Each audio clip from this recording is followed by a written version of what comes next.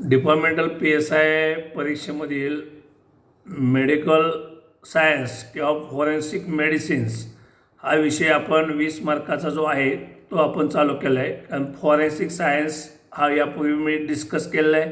काही उत्तरं तुम्हाला प्रश्नोत्तराच्या माध्यमातून प्रश्नपत्रिका सोडवताना मी सांगणार आहे.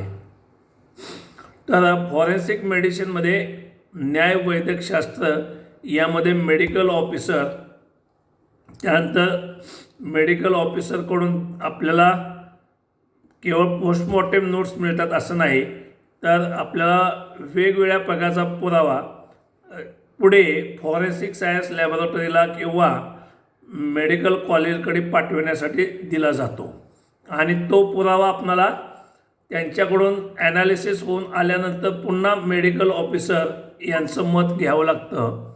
त्यामुळं न्यायवैद्यकशास्त्रामध्ये वैद्यकीय अधिकारी किंवा वैद्यकीय व्यावसायिक यांचं मत, यांचं प्रमाणपत्र, यांनी दिलेल्या आपल्याला ज्या ब्लड सॅम्पल्स आहेत किंवा विसेरा सॅम्पल्स आहेत याबाबतची तपासणी आणि अंतिम मत हे तपास कामामध्ये फार उपयुक्त ठरतं. आणि त्याचबरोबर डॉक्टरांना घटनास्थळाचा पंचनामासुद्धा आपण एखादा दाखवला, डेड बॉडी हँगिंग केसमधला किंवा फोटोग्राफ्स दाखवले, तर त्या ठिकाणी डॉक्टरांनासुद्धा त्या ठिकाणी आणखीन काही चांगल्या प्रकारे विचार करून मत देता येतं. हे महत्त्वाची बाब तुम्हाला सांगणं आवश्यक आहे. अगदी सुरुवातीलाच मी सांगतो, बॅलिस्टिक एक्सपर्टचं ओपिनियन म्हणजे एखाद्या व्यक्तीला बंदुकीतून गोळी मारल्यानंतर, रिव्हॉल्वरमधून गोळी मारलेली असेल किंवा रायफलमधून मारलेली असेल, छर्याची बंदूक असेल, तर यामधून जे डायरेक्शन ऑफ फायर असतं आणि म्हणजे गोळी समोरासमोर मारलेली आहे का, गोळी जवळून मारलेली आहे का, गोळी एखाद्या उंचवट्यावरून मारलेली आहे का, जमिनीवरती झोपून गोळी मारलेली आहे, याच्यासाठी दिशा म्हणतात त्याला, डायरेक्शन ऑफ द फायर. हे सुद्धा डॉक्टरला सांगता येतं. कारण पोस्टमॉर्टेम केल्यानंतर त्या जखमा कशा आहेत, त्या जखमामधली एंट्री वुंड कोणती आहे, एक्झिट वुंड कोणती आहे, एखादी गोळी आतच अडकून राहिलेली आहे का, हे पण सांगता येतं. त्यामुळं मेडिकल ऑफिसरला या एक्सरे प्लेटिंग करणं, एक्सरे काढणे फायरिंग केसमध्ये अत्यंत आवश्यक असतं. अगदी लक्षात ठेवा, या सिलेबसमध्ये जरी नसलं तरी फायरिंग केलेल्या केसमध्ये आरोपी मिळाला 1-2 तासामध्ये, 3 तासामध्ये, तर त्याचा हँडवॉश, त्याचे कपडे हे तात्काळ जप्त करावेत. कारण त्याच्या हँडवॉशवरती आपणाला हे मिळण्याचा संभव असतो, कार्बन पार्टिकल्स. आणि ते कार्बन पार्टिकल्स हँडवॉशमध्ये घेतल्यानंतर ते पार्टिकल्स हे सलाईनमध्ये घेतले जातात. सलाईनमध्ये म्हणजे एकदम स्वच्छ असं त्यामध्ये कार्बन पार्टिकल्स लगेच डिटेक्ट होतात. त्यामुळे कुठल्याही प्रकारचा संशय राहत नाही.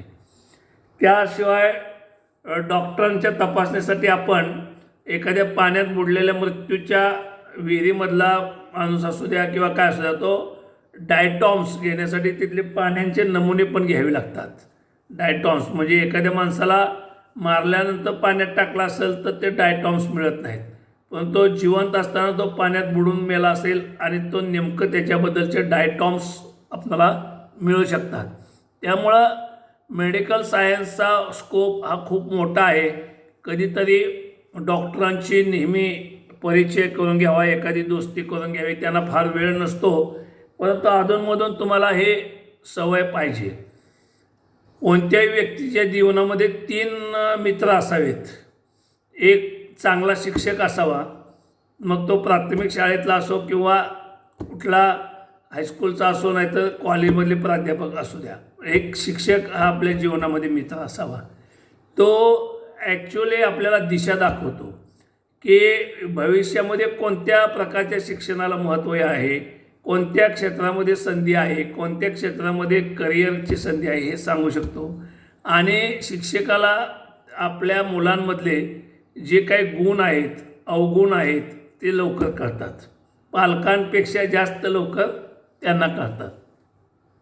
त्यानंतर एक डॉक्टर मित्र असावा की जो आपल्या आरोग्याची, कुटुंबातल्या सगळ्या सदस्यांच्या आरोग्याची काळजी घेणारा एक फॅमिली डॉक्टर मित्र असावा. आणि तिसरा एक पोलीस किंवा वकील मित्र असावा, जास्त करून पोलीसच असावा की जेणेकरून तुम्हाला काय अडचण आल्या तर तो थोडासा मदत करू शकेल. तर पोलीस, वकील आणि डॉक्टरांनी हे सांगण्याचा हेतू असा आहे की डॉक्टरांबरोबर तुम्ही मैत्री करा. मी आर्ट्स फॅकल्टीचं जरी असलो तरी माझं इंग्लिश चांगलं असल्यामुळं मी अनेक डॉक्टरांकडे cause of death, nature of injury याबद्दलचं ट्रान्सलेशन मला समजतंच. तरी पण एखादा पार्ट ऑफ ह्युमन बॉडी मला समजलं नाही तर मी त्यांच्याकडून किंवा कॉज ऑफ डेथबद्दल मी स्पष्टीकरण फोनवरून सुद्धा घेतलेलं आहे. तर हे आपल्याला अभ्यासक्रमामध्ये अत्यंत आवश्यक आहे. आता medico legal definition of death म्हणजे मृत्यू म्हणजे काय हे मी तुम्हाला काल सांगितलेलं होतं, तरी पण मी सांगतो पुन्हा एकदा की complete and permanent termination of the functions of vital organisation of brain, heart and lungs. Complete and permanent म्हणजे पूर्णपणे आणि कायमचं खालील 3 अवयवांचं कामकाज थांबलं की समजायचं मृत्यू आलेला आहे. कोणकोणते अवयव ते मेंदू, हृदय आणि फुफ्फुस यांचं पूर्णपणे काम बंद झालं की समजायचं तो मृत्यू आहे. त्याला म्हणायचं सोमॅटिक डेथ. आणि मग पुढचा जो भाग आहे तो म्हणजे मोलिक्युलर डेथ म्हणजे पेशी. साधारणपणे मी तुम्हाला काल 1-1.5 तास म्हणालो होतो, परंतु पुस्तकामध्ये 2 ते 30 तासानंतर अशा प्रकारचा मोलिक्युलर डेथ म्हणजे पेशी पूर्णपणे शरीरातल्या मरतात. त्यामुळे प्रश्न जर तुम्हाला आला तर मोलिक्युलर डेथ हा किती तासानंतर म्हणजे प्रत्यक्षात झालेला असतो तर साधारणपणे 2 ते 3 तासानंतर. म्हणजे कधीपासून 2 ते 3 तास मोजायचे, जेव्हा ब्रेन, हार्ट आणि लंग्स यांचं काम पूर्णपणे बंद, कायमस्वरूपी बंद पडतं. त्यानंतर मग 2 ते 30 तासानंतर तर मोलिक्युलर डेथ असतो. तर अशा प्रकारे 2 प्रकार आहेत, सोमॅटिक डेथ आणि मोलिक्युलर डेथ. कोमा जो आहे हा KOMA या ग्रीक शब्दापासून तो शोधून काढलेला आहे. तर कोमाचा अर्थ असा आहे की मेंदूचं कार्य पूर्णपणे स्थगित होऊन थांबून पूर्णपणे मूर्छा, कायमची बेशुद्धी येते, त्याला कोमा असे म्हणतात. यामुळे प्रत्यक्ष मृत्यू होतो, परंतु नुसता कोमामध्ये गेला आहे म्हणून मृत्यू होईलच असं नाही. कारण कधीकधी मग पुन्हा जे पुढचं काम आहे हृदयाचं आणि फुफ्फुसाचं ते चालू राहतं. म्हणून मी तुम्हाला एक शानभाग नावाच्या नर्सचं उदाहरण दिलं होतं तुम्हाला मुंबईमधल्या JJ हॉस्पिटलच्या, की साधारण ती 32 वर्ष जगलेली होती. तर ती कोमामध्ये होती. तर ह्या कोमाची लक्षणं कोणकोणती आहेत बाबा?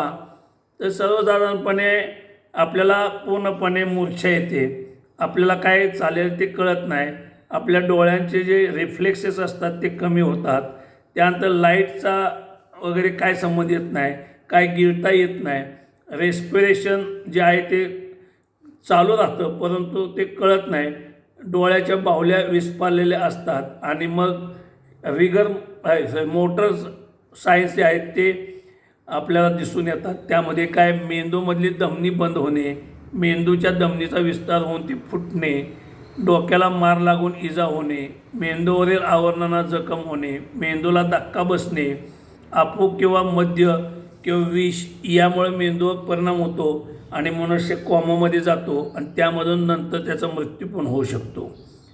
याचा परिणाम पुन्हा यकृतावर होतो, मूत्रपिंडावर होतो आणि हे शरीर रक्तात विष जे आहे ते शरीरातले रक्तात भिनल्यानंतर पुन्हा त्याचा मृत्यू मेंदूवर परिणाम होतो आणि मृत्यू होतो. यामध्ये उदाहरणार्थ युरेमिया, मधुमेह यासारखे जे आजार आहेत ती कारणं यामध्ये नमूद केलेली आहेत. त्याचा मेंदूवर प्रभाव पडताच सुरुवातीला मूर्छा येते म्हणजे बेशुद्धी येते आणि तो काही असंबंधित बोलू लागतो व्यक्ती आणि त्याचे जे रिफ्लेक्सेस असतात ते प्रतिसाद देत नाहीत, म्हणजे हात उचलत नाही लवकर, डोळ्याला दिसलं तरी नेमकं काय दिसतंय ते सांगता येत नाही, स्नायूमध्ये अशक्तपणा येतो, अचेतना निर्माण होते आणि मग बेशुद्धी.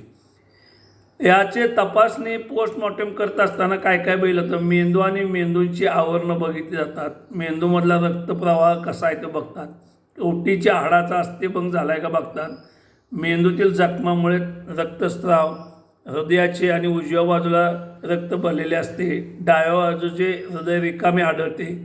फुफ्फुसे आणि हे नील रक्ताने भरलेलं असतात, म्हणजे नीला म्हणजे आपल्या धामण्या. त्यानंतर सिंकोप हा सुद्धा एक मृत्यूचा प्रकार आहे.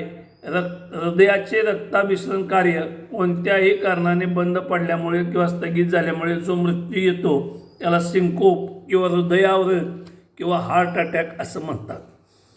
हे कारणं काय काय आहेत? हृदयाचे झडपांचे आजार, कोरोनरी रोहिणीचे आजार, स्नायूंचे आजार, कधीकधी शरीराच्या आतील अवयवातून अकस्मात व पुष्कळ प्रमाणात रक्तस्राव होऊन त्या रक्तस्रावावर मृत्यू घडून येतो. एखादा अस्थिभंग होतो किंवा यकृत किंवा प्लीहा यांना मार लागल्यामुळे रक्तस्राव होतो. शरीरातील मोठी रक्तवाहिनी फुटून आतल्या आतच रक्ताचा या ठिकाणी प्रवाह जातो आणि मृत्यू होतो. वरून एखाद्या वेळेस काही जखम दिसत नाही, पण तो अचानकपणे प्लीहा किंवा यकृत फुटण्याचा संभव असतो. त्यानंतर अचानक भीती वाटली. मनुष्य बघा, ॲक्सिडेंटमधलं जे कॉज ऑफ डेथ तुम्ही पहिलं असेल तर डेथ ड्यू टू शॉक पहिलं असतं. शॉक म्हणजे धक्का बसतो, अरे एकदम अशी काय गाडी धडकली आपली, असं भीती वाटायला लागते आणि त्यामुळं तो मनुष्य त्या शॉकमध्ये मरतो. डोक्यावर अचानक मार लागणे किंवा पोटाच्या काळग्यावर अचानक मार लागणे. आपल्या पोटामध्ये सुद्धा कधी फाईट किंवा लात मारायची नसते. त्यानंतर मग चिन्ह काय काय दिसतात सुरुवातीला? तर बाबा डाव्या छातीत दुखायला लागतं, शरीराला घाम येणे, डोके दुखणे, डोळ्याला थोडंसं अंधुक दिसायला लागलं तरी पण समजायचं की आपल्याला काहीतरी अशक्तपणा यायला लागलेला आहे. तीव्र बेचैनीमुळं हवेची अत्यंत आवश्यकता जाणवते, म्हणजे त्याला श्वास घ्यायला त्रास होतो. खिडक्या उघडा, फॅन चालू करा, टॉवेलनं किंवा फॅन कशांतरी हवा वाढवा असं चालू असतं. त्यानंतर मग ॲस्फिक्सिया म्हणजे श्वसनावरोध, death due to asphyxia due to hanging म्हणजे गळफास घेतल्यामुळं श्वसनरोध होऊन किंवा गळ्यावर दाब पडल्यामुळे श्वसन थांबतं, श्वसनक्रिया, आणि मग त्यामध्ये श्वसनामध्ये अडथळा निर्माण होऊन श्वास घेण्यामध्ये अडचण किंवा प्राणवायूचा पुरवठा थांबल्यामुळे मृत्यू येतो. उदाहरणार्थ श्वसनमार्गामध्ये एखादी वस्तू अडकणे, ग्रंथीवर दाब पडणे, गुदमरणे, घशात काहीतरी एखादा पडदा तयार होतो आणि पूर्णपणे श्वसनमार्ग बंद होतो. त्यानंतर गळफासामुळे श्वसनमार्ग बंद होणे, पाण्यामध्ये बुडल्यामुळं श्वसन प्रक्रियेमध्ये अडथळा येणे, यामुळे सुद्धा asphyxia due to drowning, asphyxia due to hanging, asphyxia due to suffocation म्हणजे एखाद्या माणसाच्या तोंडावरती नुसता उशी दाबून ठेवली बराच वेळ तरीसुद्धा त्याला मृत्यू येतो, त्याला म्हणतात सफोकेशन. गुदमरून मृत्यू. तुम्हाला आग लागली असेल आणि आगीचा धूर तुमच्या खोलीमध्ये आला तर त्या धुरामुळं सुद्धा गुदमरून मृत्यू होतो, त्याला म्हणतात सफोकेशन.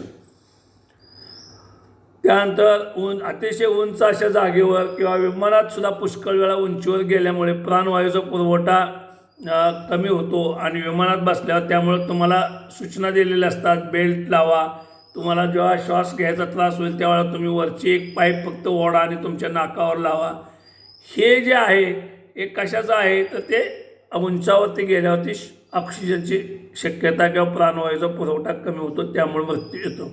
फुफ्फुसांचे जुने आजार असतील, अतिशय थंडीमध्ये सुद्धा मनुष्याला मृत्यू कधी येईल सांगता येत नाही. अशक्तपणा येतो. अन्य कारणामुळे श्वसन कार्यात भाग घेणाऱ्या स्नायूची हालचाल थांबते. श्वसनात उपयोगी पडणाऱ्या स्नायूचा लाकवा होणे, श्वासोच्छ्वास खूप जोरात चालणे, त्यात आचके येणे, स्टेज कन्व्हल्जन्स म्हणतात, थकवा येणे, यामुळे सुद्धा अतिशय एक्झॉस्ट होतं बघा माणूस. सकाळपासून VIP बंदोबस्तामध्ये तुम्हाला जेवणच मिळत नाही आणि मग तुम्ही अस्वस्थ होता तर त्याला म्हणतात एक्झॉस्ट होणे. आता त्यामुळं सुद्धा तुम्ही लक्षात ठेवा, अचानक कन्व्हल्जन्स आले, तुम्हाला असे पेटके यायला लागले, अंगाला झटके यायला लागले, तर त्याला म्हणायचं आपण काहीतरी आता खाल्लं पाहिजे, काहीतरी उपाययोजना केल्या पाहिजेत. तर ही मृत्यूची 3 अवस्था असते. श्वासोच्छ्वास एकदम खूप जोरात चालतो, एकदम फास्ट ब्रिदिंग चालतं, किंवा कन्व्हल्जन्स म्हणजे आचके येणे शरीराला, आणि तिसरा म्हणजे थकवा येणे. यामुळे सुद्धा मृत्यूचा संभव असतो.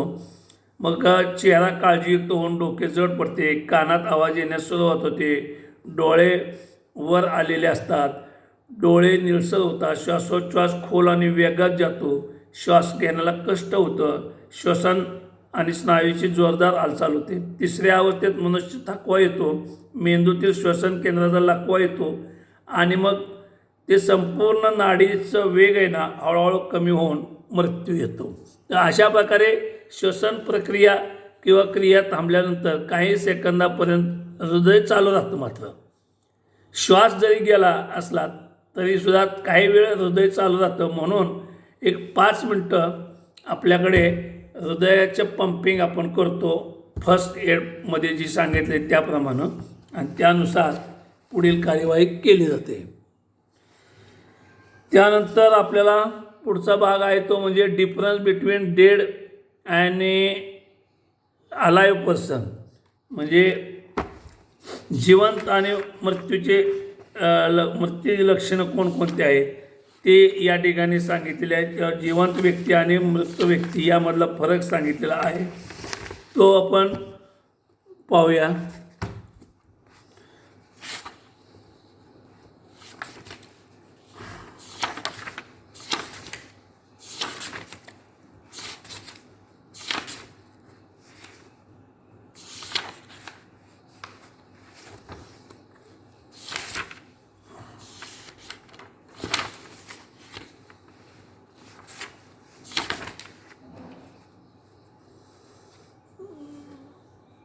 नाही, तो जरा मला सापडेना टॉपिक, जरा मी नंतर बघतो. Identity of dead persons postmortem हा पण विषय घेऊया जरा. आयडेंटिटी ऑफ डेड पर्सन्स म्हणजे identification of living and dead person आहे यामध्ये आहे. तर व्यक्तीची ओळख म्हणजे पर्सनल आयडेंटिटी निश्चित करण्यासाठी सुद्धा पोस्टमॉर्टेमचा उपयोग होतो, फिंगरप्रिंटचा उपयोग होतो, DNA होतो. आणि याचा उपयोग फौजदारी गुन्ह्यामध्येच होतो असं नाही, तर आपणाला दिवाणी खटल्यांमध्ये सुद्धा एखाद्या व्यक्तीची खरी ओळख पटवण्यासाठी, संपत्तीचा वारसदार नेमका कोण आहे हे ठरवण्यासाठी, विमा रक्कम असेल, पेन्शन असेल, नवजात बालकाची अदलाबदल झाल्यास अशा प्रकारच्या केसेसमध्ये या मृत आणि जिवंत व्यक्तीची आपणाला तपासणीच्या आधारे माहिती देता येते. त्यानंतर डेड बॉडीवरून इमारतीला, घरास किंवा इतर ठिकाणी आग लागून एखाद्या मृत्यूचं झाला असेल, स्वतःला आग लावून आत्महत्या केलेली असेल तर त्या व्यक्तीची ओळख पटवली जाते. किंवा एकदम नैसर्गिक आपत्ती आली, विमान पडलं, हेलिकॉप्टर पडलं, तर अशा वेळेला डेड बॉडीचं ओळख पटवण्यासाठी आपणाला या ठिकाणी DNA सॅम्पलिंग करून या ठिकाणी identification of living and dead persons याची निश्चितपणानं वय करता येतं निश्चित, त्याचबरोबर त्याचं लिंग निश्चित करता येतं, म्हणजे ती स्त्री आहे का पुरुष आहे याबाबतची सुद्धा माहिती देता येते. त्यामुळे एखाद्या व्यक्तीच्या ओळख पटवण्यासाठी त्याची निश्चिती करणं आणि त्याचं लिंग निदान करणे, वय निदान करणे यासाठी अशा प्रकारचं पोस्टमॉर्टेम, DNA सॅम्पलिंग आणि इतर काही बाबींच्या आधारे ओळख पटवता येते. आणि हे फौजदारी आणि दिवाणी खटल्यामध्ये सुद्धा उपयोगी ठरतं. विशेषतः नैसर्गिक आपत्ती किंवा इतर काही अपघाती मृत्यूमध्ये ओळख पटवण्यासाठी रेल्वे, विमान, ट्रक, कार अपघातामध्ये अनोळखी व्यक्तीचा मृत्यू झाल्यास त्याची डेड बॉडी नेमकी कोणाची होती हे ठरवण्यासाठी आपल्याला याचा उपयोग करता येतो. त्यानंतर पोस्टमॉर्टेम जे असतात ते केल्यानंतर त्यामध्ये वेगवेगळ्या प्रकारच्या मृत्यूच्या कारणांचा या ठिकाणी मेडिकल ऑफिसर ओपिनियन देतात, किंवा बऱ्याच वेळेला मेडिकल ऑफिसर हे व्हिसेरा राखून ठेवतात. मग तो व्हिसेरा तपासणीला आल्यानंतर, तपासणीच्या नंतर मग तुम्हाला या ठिकाणी अंतिम मत देतात. यामध्ये मग तो 2 प्रकारचा मृत्यू असतो. एक नॅचरल म्हणजे नैसर्गिक मृत्यू आहे का अननॅचरल आहे हे सांगतात. काही वेळेस प्रायमापेशी त्यांना एखादा माणूस नॅचरल डेथनं म्हणजे वयानं खूप थकलेला आहे, कॅन्सर झालेला आहे किंवा TB झालेला आहे किंवा अन्य हृदयविकार आलेला आहे, असे नैसर्गिक मृत्यूचे प्रकार जे आहेत हे समजतात. पण तरी पण पॉसिबिलिटी रूल आउट करण्यासाठी व्हिसेरा ठेवतात आणि मग व्हिसेरामध्ये येतं no poison is detected in the viscera. मग त्यानंतर मग डॉक्टर देतात मृत्यूचं कारण. हे जे आहे हे आपल्याला नॅचरल आणि अननॅचरल समजण्यासाठी असतं. अननॅचरलमध्ये कोणकोणत्या प्रकारचे मृत्यू येतात ते मी तुम्हाला 174 CRPC शिकवताना सांगितलेलं आहेच. म्हणजे पहिलं म्हणजे कोणत्याही प्रकारचे आत्महत्या ह्या सगळ्या अननॅचरलमध्ये येतात, अनैसर्गिक मृत्यूमध्ये येतात. ह्याला नैसर्गिक मृत्यू म्हणायचं नाही. मग आत्महत्याचे वेगवेगळे प्रकार आहेत.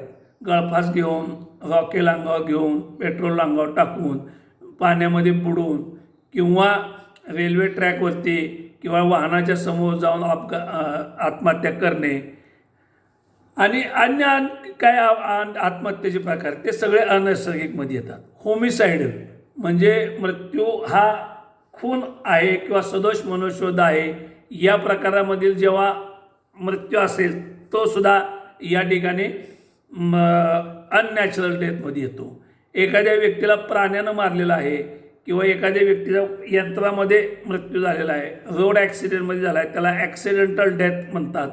त्यानंतर अनडिटरमाइंड डेथ, काही मृत्यू असे आहेत की ज्याचं निश्चितपणानं नैसर्गिक मृत्यू आहे का अनैसर्गिक मृत्यू हे निश्चित डॉक्टरलासुद्धा कळत नाही. तेव्हा अशा मृत्यूलासुद्धा अनडिटरमाइंड की ज्यामध्ये मृत्यूचं कारण निश्चितपणे समजून येत नाही अशा वेळेला, कारण तो मनुष्य शॉकनं पण मरतो आणि काही वेळेस तो हृदयविकारानं पण मरतो.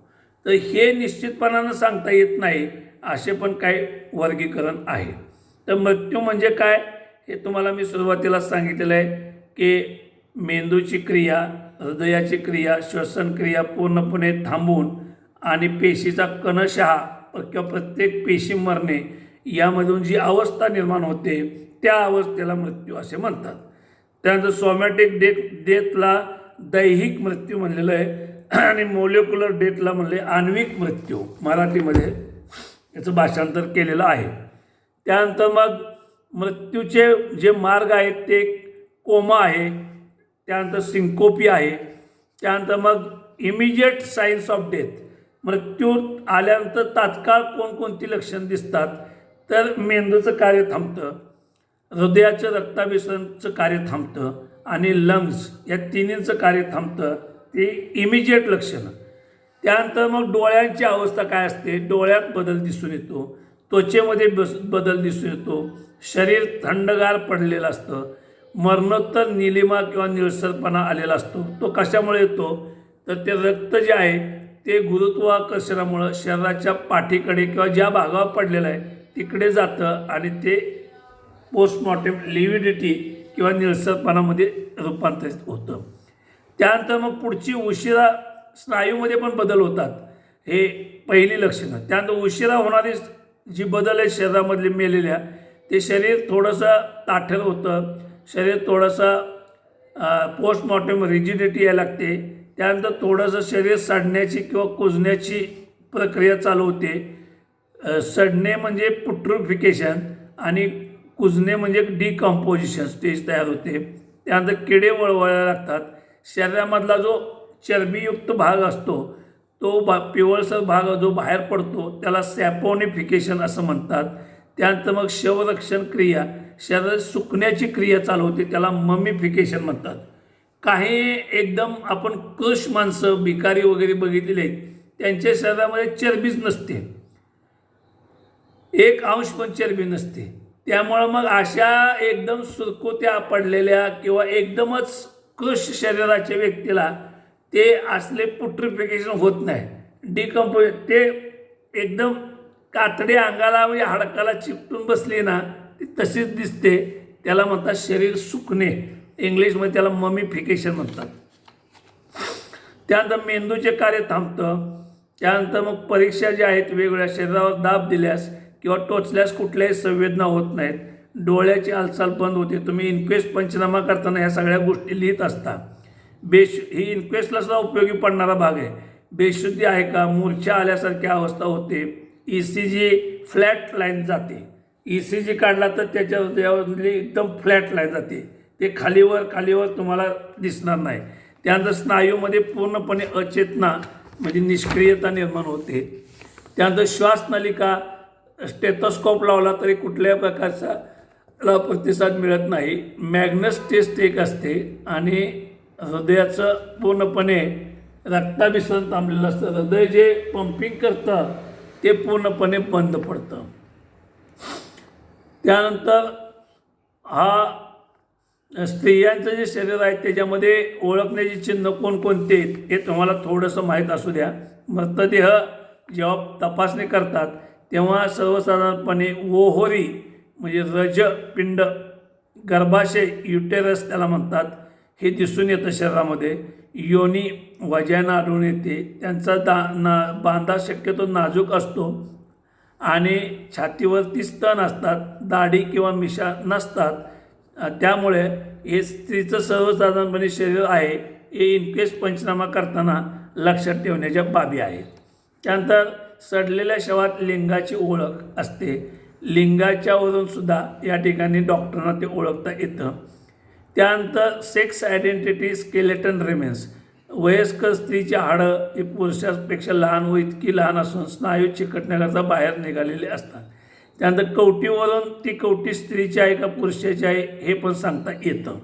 चेहरासुद्धा जो असतो फेस कवटीचा त्यावरून सुद्धा सर्वसाधारणपणे आज जबडा आणि जो भाग आहे त्याच्यावरून ते सांगू शकतात. त्यानंतर थोरॅसिकेज म्हणजे आपल्या बरगड्या ज्या आहेत या बरगड्यावरनं तयार झालेला जो सर्वसाधारणपणे पोकळी असते त्यावरनं ती स्त्रीची पोकळी आहे का पुरुषांची आहेत ते सांगता येते.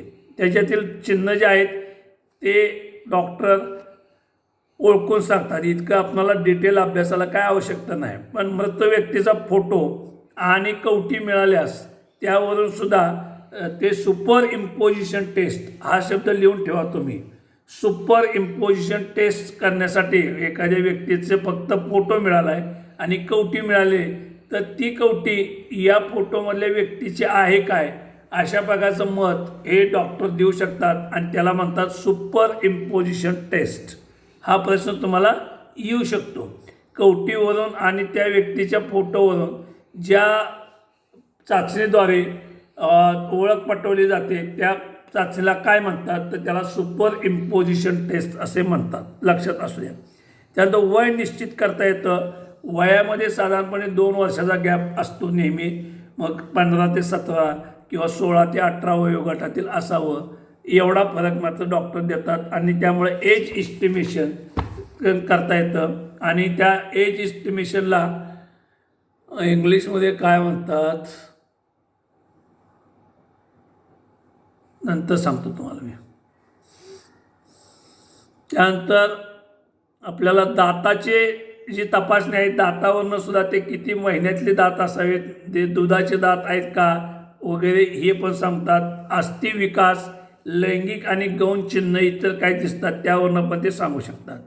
त्यानंतर बाह्य स्वरूप जो आहे एक्सटर्नल माणसाला एखाद्या ॲस्पिक्सिया आला आहे का तर हळूहळू श्वसनावर होऊन त्याला मृत्यू आलेला असल्यास चेहरा शांत आणि फिकट पडतो.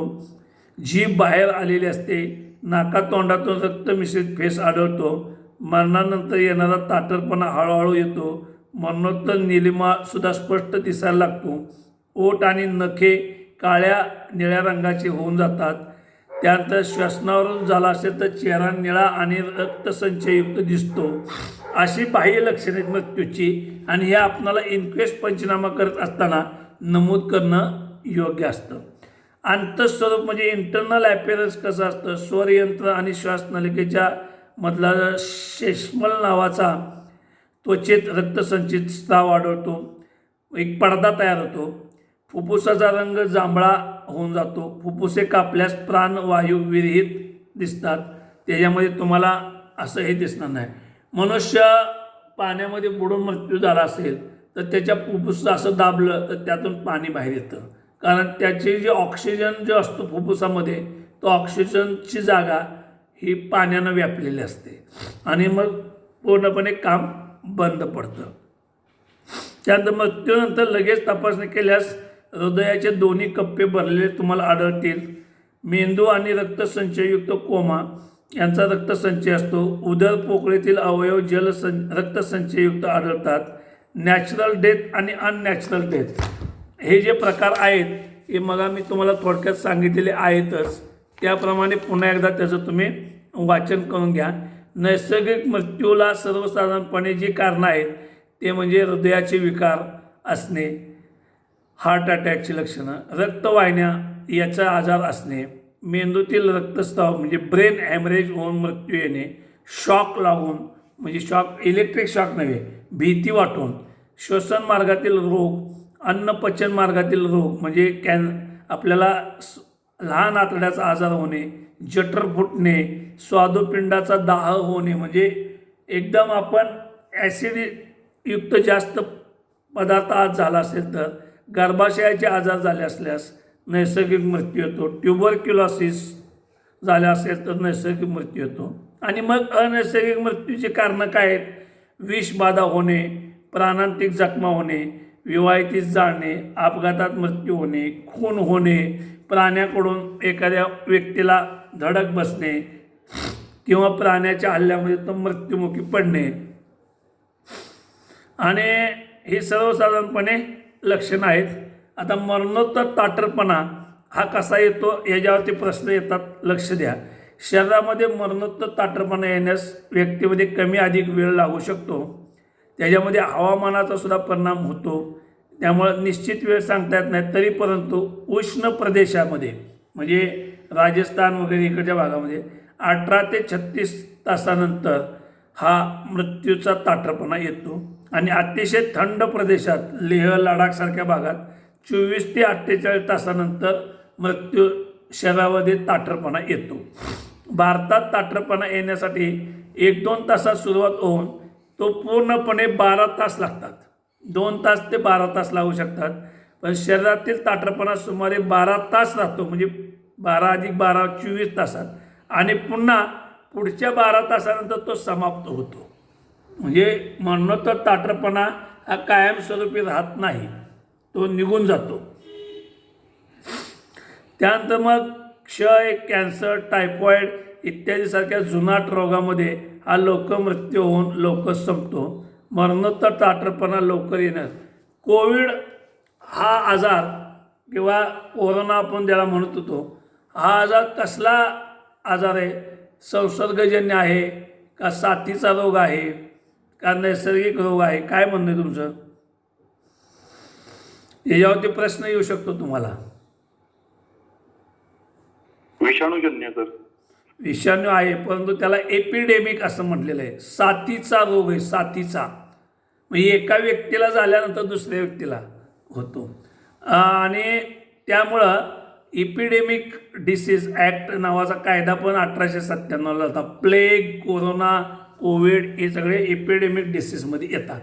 त्याला इंग्लिशमध्ये पुन्हा इंटरनॅशनल लेवलला पॅन्डेमिक पण म्हटलेलं आहे. कारण जेव्हा जास्त प्रमाणामध्ये मृत्यू होतात तेव्हा त्याला पॅन्डेमिक पण म्हटलेलं आहे. तर हे थोडासा भाग आहे, येणार नाही प्रश्न, पण आला तर तुम्हाला माहिती असू द्या तुम्हाला. त्यानंतर मरणोत्तर ताठरपणावर प्रभाव पडणारे काय परिस्थिती असते? वयामुळं, स्नायूची स्थिती, मृत्यूचा प्रकार, वातावरण, हवामान यामुळे बदल होऊ शकतो. त्यानंतर शरीराचे अवशेष आणि हाडे हे जे आहेत त्यामध्ये जात, लिंग, एज, त्यानंतर अँथ्रोपोमेट्री, पायाचे ठसे, एक रेडिओग्राफी म्हणजे सिरोलॉजिकल स्टडीज म्हणजे रक्तजल परीक्षण, व्यंग, डिफॉर्मिटी, एखादा स्कार असणे, गोंदलेले मार्क असणे, व्यावसायिक चिन्हे, ऑक्युपेशनल मार्क्स, हस्ताक्षर, कपडे, दागिने, बोलणे, आवाज, व्हॉईस, स्पीच, चालणे, सवयी आणि इतर व्यवहाराच्या रीती यावरनं साधारणपणे एखाद्या व्यक्तीच्या मृत्यूचा प्रकार, कोणत्या कॅटेगरीची ती व्यक्ती असावी हे सर्वसाधारणपणे समजू शकतं. परंतु 100% त्या पद्धतीचा अवलंब न करता आता DNA सॅम्पलिंग आणि त्याचबरोबर DNA सॅम्पलिंगबरोबर तुम्हाला आयडेंटिफिकेशन मार्कसाठी फिंगरप्रिंट्स आणि डॉक्टरांच्याकडून केलेली तपासणी या सर्वसाधारणपणे प्रकारामधून तुम्हाला मृत्यूचं कारण निश्चित करता येईल. तर अशा पद्धतीनं आयडेंटिटी ऑफ डेड पर्सन्स आणि पोस्टमॉर्टेम नोट्समध्ये मात्र तुम्हाला जे वेगवेगळे कॉलम आहेत त्यामधले कॉलम नंबर 17, 18 एक महत्त्वाचे कॉलम आहेत आणि इतर कॉलमसुद्धा तुम्ही इंटरनल बघून घ्या, नुसते फारसं त्याचा काय डिटेल स्टडी करत बसू नका. तर हे सर्वसाधारणपणे आपल्याला मृत्यूचे प्रकार यामध्ये ते आहेत. त्यानंतर मग आपल्याला जखमा ज्या आहेत त्या जखमा डिफरंट टाईप्स ऑफ वुंड्स, आपल्याला इंजुरी किंवा वुंड्स असं म्हटलं जातं. तर त्यामध्ये जखमांचे जे प्रकार आहेत त्यामध्ये ॲब्रेजन म्हणजे खरचटलेलं, ओरखडलेलं किंवा एखाद्या ठिकाणी किरकोळ अशी जखम होणे. कॉन्ट्युजन म्हणजे काय असतं बघा, ॲब्रेजनमध्ये काय होतं, तुमच्या अंगावर असा एखादा म्हणजे काठी मारली आणि ती काठी तिथंच लागू राहिली तर त्याला कॉन्ट्युजन म्हणायचं, म्हणजे एकच फटका बसला तर. पण ॲब्रेजन म्हणजे काय, त्या काठीला म्हणजे फांदी होती झाडाची आणि ती फांदी मारली त्यामुळं 3-4 ठिकाणी ओरखडे आले, नखानं ओरखडणे, त्याला ॲब्रेजन म्हणायचं. पण कॉन्ट्युजन किंवा ब्रूज म्हणजे काय, तिथंच टेंगूळ येतं, तेवढ्याच जागेवर येतं, बाकीच्या ठिकाणी येणार नाही, त्याला म्हणायचं कॉन्ट्युजन. इन्साइज्ड वुंड म्हणजे कापीव जखम, म्हणजे एकदम चाकूनं, तलवारीनं, गुप्तीनं किंवा अजून काय कापीव हत्यार असं ब्लेड यांना इन्साइज्ड वुंड होऊ शकते. लॅसरेटेड म्हणजे काय, अशी फुटलेली वुंड म्हणजे फाटलेली जखम. लॅसरेटेड म्हणजे एकदम एक अंकुचिदार दगड मारला परंतु दुसरे पण दगडाचा भाग त्यामध्ये लागला तर ती जखम अशी फाटते त्या ठिकाणी, त्याला म्हणायचं लॅसरेटेड वुंड. स्टॅब वुंड म्हणजे किंवा पंक्चर वुंड, जसं टायर पंक्चर करतो आपण तसं शरीराला पंक्चर केलं जातं. एकदाच ती किंवा तो पॉइंटेड चाकू किंवा पॉइंटेड असा खिळा शरीरामध्ये त्वचा घुसवला जातो आणि तो जर एकदम हृदयात किंवा लंग्समध्ये लागला तर मनुष्याला तात्काळ मृत्यू होतो. एका पंक्चर वुंडमुळे सुद्धा माणूस मरतो. फायर आर्म वुंड, अग्निशस्त्रांचा वापर करून झालेली बंदुकीची गोळी जखम, यामधनं झालेली जखम हे तुम्हाला म्हणजे डॉक्टर सांगू शकतात. तर ते मी तुम्हाला मागे एक उदाहरण तुम्हाला दिले का कुणाला दिले मला आठवत नाही, पण बरेच ठिकाणी मी क्लासला जातो. तर सांगली जिल्ह्यामध्ये तासगाव पोलीस स्टेशनमध्ये पूर्वी एक 94-95ची घटना आहे. एक गुन्हा दाखल झाला होता. त्यामध्ये एका भावाभावामध्ये मृत्यूमध्ये एका भावानं आपल्या दुसऱ्या भावाचा खून केला होता जमिनीच्या कारणावर. त्याचा बदला घेण्यासाठी त्या मयत व्यक्तीच्या मुलानं म्हणजे चुलत्याला मारायचं ठरवलं होतं आणि ती त्यानं बंदूक जी आहे ती चोरली, आपल्या चुलत्याचीच बंदूक चोरली घरातून आणि तो झाडावरती वाट बघत बसला. त्यानंतर चुलता चाललेला असताना झाडाच्या वरून त्यानं बरोबर झाडाखाली चुलता आल्यानंतर त्याच्या छातीवरती 2 गोळ्या झाल्या, डबल बॅरल बंदूक. त्यामुळं तो जागेवरतीच पडला आणि आवाज झाल्यामुळं शेतात बाजूला काम करणारे लोक आले, त्यावेळेला त्यानं पण उडी मारली खाली आणि तो. तर या ठिकाणी पोस्टमॉर्टेम करताना आणि फिर्याद घेताना पोलिसांच्या काय चुका झाल्या, पोलिसांनी फिर्याद घेताना काय केलं, जरा गुन्हा एकदम आय विटनेस दाखवण्यासाठी काय केलं त्याने, समोरासमोर पुतण्या याने त्या चुलत्याच्या छातीवर बंदूक ठेवली आणि ती बंदुकीचा चाप ओढला आणि त्याला समोरासमोर छातीवर बंदूक ठेवून गोळी घालून मारलं, अशी फिर्याद घेतली. परंतु आपले D.V. पाटील म्हणून सातारचे एक तज्ज्ञ वकील आहेत, त्यांनी मेडिकल ऑफिसरकडून आणि फॉरेन्सिक एक्सपर्टकडून असं आणलं की समोरासमोर जर छातीमध्ये अशी गोळी घातली तर असा जखमा होतील का, तर डॉक्टरांनी सांगितलं अशा होणार नाहीत. मग डॉक्टरांना विचारलं कशा होतील, याला काही उंचावरून मारलेलं असेल पाहिजे म्हणले. काही उंच म्हणजे साधारण 5-10 फूट उंचीवरून जर अशी बंदूक मारली डायरेक्शन तर त्या पद्धतीच्या जखमा झालेल्या आहेत आणि तरच मृत्यू, तशा प्रकारची डायरेक्शन ऑफ फायर आहे. मग घटनास्थळाच्या तिथं आंब्याचं जे झाड होतं त्याचा बचाव घेतला. आरोपीच्या वकिलांनी सांगितलं की झाडावरती हा माणूस एक आरोपी वेगळाच होता, त्याच्यानं बंदुकीनं मारलं आणि ती बंदूक त्याच्याच हातून पडली आणि आमचा आरोपी हा पुतण्या असल्यामुळं चुलत्याला वाचवण्यासाठी मदतीला तिथं गेला, पण पोलिसांनी आणि तिथल्या साक्षीदारांनी मुद्दाम याला अडकवलेलं आहे. तर only on the basis of medical evidence आणि डायरेक्शन ऑफ फायर याखाली आरोपी निर्दोष मुक्त झाला. रेड हँड पकडून सुद्धा काही उपयोग झाला नाही. तर हे पोलिसांना ज्ञान असणं आवश्यक आहे की बाबा मेडिकल ऑफिसर आपल्याला काय करू शकतात आणि काय मदत करू शकतात. इवन मी संजय पाटील मर्डर केसचा तपास केला होता, त्यामध्ये सुद्धा 3 गोळ्या डॉक्टरांना त्याच्या शरीरामधून चरबी जास्त असल्यामुळं काढताच आल्या नाहीत किंवा त्याच्या नातेवाईकांनी काढू दिल्या नाही त्या, परंतु एक्सरे प्लेटिंगमध्ये त्याच्या शरीरामध्ये कोणत्या भागामध्ये त्या 3 बुलेट अडकून पडलेले आहेत ते पण म्हणजे दिसून आलं होतं आणि त्यामुळं त्या एक्सरे प्लेटिंगच्या आधारे त्या मृत्यू झाल्याचं स्पष्ट करण्यात आलं. त्यानंतर साल्या चॅप्या हा सुद्धा करारचा मी नसताना त्याच्यावर पुन्हा फायरिंग झालं होतं, त्यामध्ये त्याची एक गोळी त्याच्या मणक्यामध्ये अडकलेली होती, त्यानंतर तो मेला. तर ती गोळी अडकलेलं सुद्धा जे आहे ते काढताच येत नव्हती ऑपरेशन करून, त्यामुळं तो सुद्धा म्हणजे असा भाग आहे की एक्सरे प्लेटिंग हे केलंच पाहिजे. तर हे फायरिंग आणि फायर आर्ममधल्या इंजुरीजबद्दलचं ओपिनियन जे आहे ते मेडिकल ऑफिसर, बॅलिस्टिक एक्सपर्ट यांच्याकडून व्यवस्थित घ्यावं. पोलिसांनी स्वतःचं डोकं विनाकारण काहीतरी वापरायचं नाही. पण पोलिसांना माहीत पाहिजे ह्यामधले कोण एक्सपर्ट आहेत, तर मेडिकल ऑफिसर आणि हे बॅलिस्टिक एक्सपर्ट्स, कारण एंट्री होऊन एक्झिट होऊन कशा पद्धतीचे आहेत तेच सांगू शकतात. आता मुसेवालाच्या सुद्धा केसमध्ये एक गोळी त्याच्या डोक्यामध्ये अडकून पडलेली होती, असं मी बातम्यात वाचलेलं आहे. अजून मला काय पेपर्स वाचायला मिळालेले नाही. तर हे आपणाला कॉन्ट्युजन वोंड एक अजून आहे, खरचटलेली जखम आहे ती पण याचं वय सांगता येतं, किती दिवसामधील आहे वगैरे कशा प्रकारचे आहेत ते इतके डिटेल तुम्हाला विचारणार नाहीत, परंतु तुम्ही सर्वसाधारणपणे करून ठेवा. आपल्याला अभ्यासासाठी लागणारे मुद्दे जे आहेत ते मुद्दे तुम्ही या मेडिकल न्यायवैद्यकशास्त्रामधून थोडेसे करून ठेवणं आवश्यक आहे. फायर आर्मच्या बाबतीमध्ये तुम्हाला सांगितलेलं आहे मी की ते तुम्हाला फायर आर्मचं 100% ओपिनियन देऊ शकतात. ते बोअर किती आहे, कंट्री मेड रिव्हॉल्वर आहे का फॅक्टरी मेड आहे का कंपनी मेड आहे. त्यानंतर फायर आर्ममध्ये तुम्हाला त्याचे रिसेंट साईन आहेत का, ती एमटी कार्ट्रिज त्याच फायर आर्ममधून फायर झालेली आहे का ते सांगू शकतात.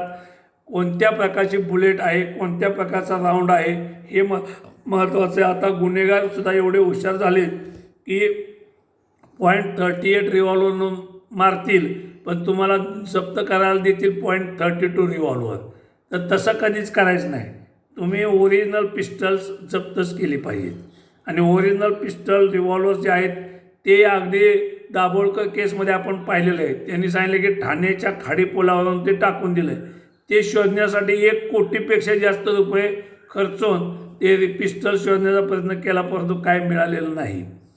आणि म्हणून या तपासाच्या कामामध्ये आपल्याला इतकं सखोल न जाता fire arm injury sharp edged म्हणजे एकदम कापीव अशी जखम जी असते ती तुम्हाला मी आर्म ॲक्टमध्ये सांगितलेलं आहे.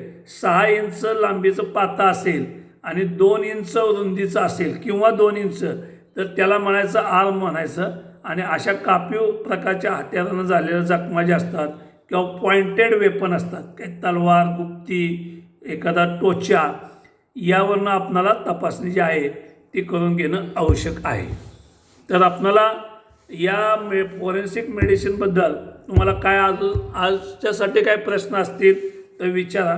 आपण उद्याच्याला काय माझा तास होणार नाही, मी पेठेशी खंडाळाला जाणार आहे. तर परवा आपण सेक्शुअल ऑफेन्सेस रेप याची मेडिकल एक्झामिनेशन कशी होती ते नमुना फॉर्मसहित तुम्हाला मी सांगेन. आणि त्याच्यानंतर राहिलेला विषय तो म्हणजे Poisson's commonly used in India.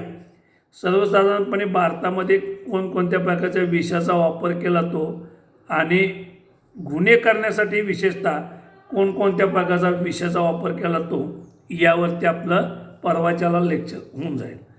तर परीक्षा थोडीशी लांबली असली तरी अभ्यासामध्ये ढिले पडू नका, कंटिन्युटी ठेवा. जे सिख रजेवर होते त्याने मध्येच थोडंसं ड्युटीवर जॉईन व्हा, अन्यथा तेवढ्या कारणासाठी तुमच्या मागे एखादी DE लागायची आणि पुन्हा सिलेक्शन झाल्यानंतर पुन्हा ट्रेनिंगला जाण्यापूर्वी ह्या अडचणी यायच्या. त्यापेक्षा जे काय पार्टिसिपंट असतील ते सिखमध्ये असतील त्यांनी लवकर जॉईन व्हा. परीक्षा अंदाज येतो साधारणपणे 1 महिना ते 6 आठवडे आधी डिक्लेअर करतात तारीख. त्यामुळं तुम्ही आता परीक्षेपर्यंत मी जॉईन होणार नाही अशा प्रकारच्या भूमिकेमध्ये न जाता तुम्ही पहिलं ड्युटीवर जॉईन व्हा. पहिलं नोकरी आहे ते टिकवा, त्यातून मग पुन्हा प्रगती करूया. ओके.